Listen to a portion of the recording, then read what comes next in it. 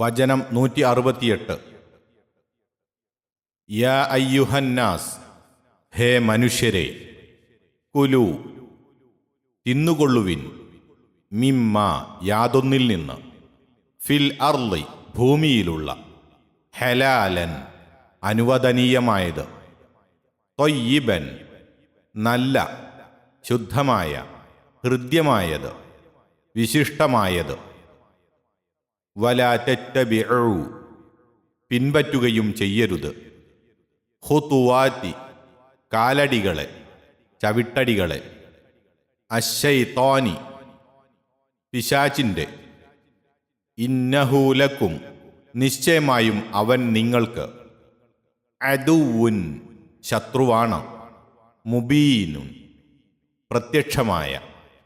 يا أيها الناس كلوا مما في الأرض حلالا طيبا ولا تتبعوا خطوات الشيطان إنه لكم عدو مبين. ഹേ മനുഷ്യരെ, ഭൂമിയിലുള്ളവയിൽ നിന്ന് അനുവദനീയവും വിശിഷ്ടവുമായത് നിങ്ങൾ തിന്നുകൊള്ളുവീൻ. പിശാചിന്റെ കാലടികളെ നിങ്ങൾ പിൻപറ്റുകയും ചെയ്യരുത്. നിശ്ചയമായും അവൻ നിങ്ങൾക്ക് പ്രത്യക്ഷ ശത്രുവാകുന്നു.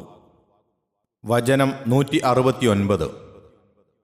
ഇന്നമായ മുറുക്കും, അവൻ നിങ്ങളോട് കൽപ്പിക്കുകയുള്ളൂ, നിശ്ചയമായും കൽപ്പിക്കുന്നു, ബിസ്സൂഇ തിന്മ കൊണ്ട് മാത്രം, വൽഫഹ്ശാഇ നീചവൃത്തിയും ദുഷ്ടവൃത്തിയും, വ അൻ തഖൂലു നിങ്ങൾ പറയുവാനും, അലല്ലാഹി അല്ലാഹുവിൻ്റെ മേൽ, മാ ലാ തഅലമൂൻ നിങ്ങൾക്കറിയാത്തത്.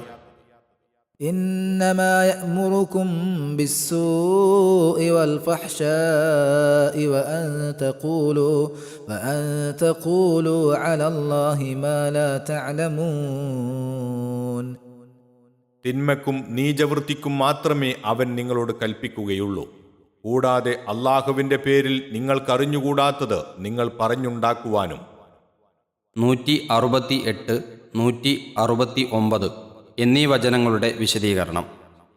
അള്ളാഹു മാത്രമാണ് സൃഷ്ടാവും രക്ഷിതാവും എന്ന പോലെ അവൻ മാത്രമാണ് ആരാധ്യനുമെന്നതിനെക്കുറിച്ച് പലതും കഴിഞ്ഞ വചനങ്ങളിൽ പ്രസ്താവിച്ചു. അതിനുശേഷം അന്നദാതാവും അവൻ തന്നെയാണെന്നും ഭൂവിഭവങ്ങളിൽ പ്രത്യേകം വിരോധിക്കപ്പെട്ടതോ ദോഷകരമായതോ അല്ലാത്ത വസ്തുക്കളെല്ലാം മനുഷ്യർക്ക് ഭക്ഷിക്കാവുന്നതാണെന്നും, പിശാചിൻ്റെ ദുരുപദേശങ്ങൾക്ക് വിധേയരായിക്കൊണ്ട് ഇല്ലാത്ത നിരോധങ്ങൾ കെട്ടിച്ചമച്ചുണ്ടാക്കി അവയെ കുടുസാക്കരുതെന്നും ഓർമ്മിപ്പിക്കുന്നു. ഖുർആൻ അവതരിക്കുന്ന കാലത്ത് വിഗ്രഹങ്ങളുടെ പേരിൽ നേർച്ച വഴിപാടാക്കപ്പെട്ട ചില മൃഗങ്ങളെ മുശ്രിക്കുകൾ നിഷിദ്ധമായി ഗണിച്ചു വന്നിരുന്നു. ഇവയെപ്പറ്റി കൂടുതൽ വിവരം സൂറത്ത് മാഇദ 106 വരുന്നുണ്ട്. യഹൂദികൾ ചിലർ ഒട്ടകമാംസവും വേറെ ചിലർ മറ്റു ചില വസ്തുക്കളും നിഷിദ്ധമാക്കിയിരുന്നതായും പറയപ്പെടുന്നു. ഇതെല്ലാം വളരെ പ്രധാനപ്പെട്ട മതനിയമങ്ങളായിട്ടാണ് ആചരിക്കപ്പെട്ടിരുന്നതും.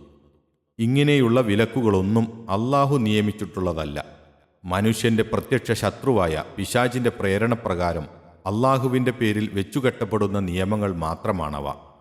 ദുരുപദേശങ്ങൾ വഴി മനുഷ്യനെ വഴിപിഴപ്പിക്കുവാൻ ഒരുമ്പെട്ടവനാണ് പിശാച്.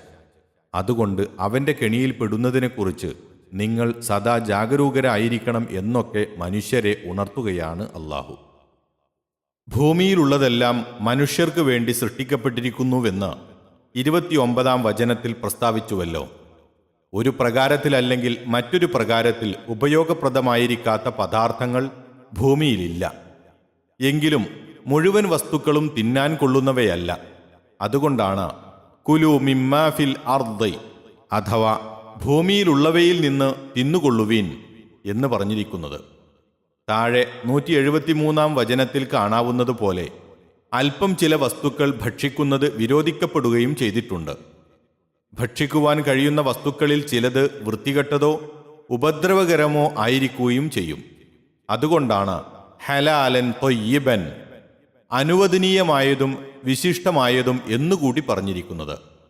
നല്ലത്, ശുദ്ധമായത്, ഹൃദ്യമായത്, വിശിഷ്ടമായത് എന്നൊക്കെ അർത്ഥം കൽപ്പിക്കാവുന്ന വാക്കാണ് ത്വയ്യിബ്. ഇതിൻ്റെ എതിർപദമാണ് ഖബീസ്. ചീത്തയായത്, ദുഷിച്ചത്, മ്ലേച്ഛമായത് എന്നൊക്കെയാണ് അതിനർത്ഥം. മനസ്സിന് സ്വതവേ നന്നായും തൃപ്തികരമായും തോന്നുന്നത് എന്നാണ് ഇവിടെ ഉദ്ദേശ്യമെന്ന് സാമാന്യമായി പറയാം. ചുരുക്കത്തിൽ മതത്തിൻ്റെ വ്യക്തമായ വിലക്കില്ലാത്തതും മ്ലേച്ഛവും ഉപദ്രവകരവുമല്ലാത്തതുമായ വസ്തുക്കളെല്ലാം ഭക്ഷിക്കുന്നതിന് വിരോധമില്ലെന്നാണ് ഇസ്ലാമിൻ്റെ വിധിയെന്ന് പൊതുവിൽ മനസ്സിലാക്കാവുന്നതാണ്.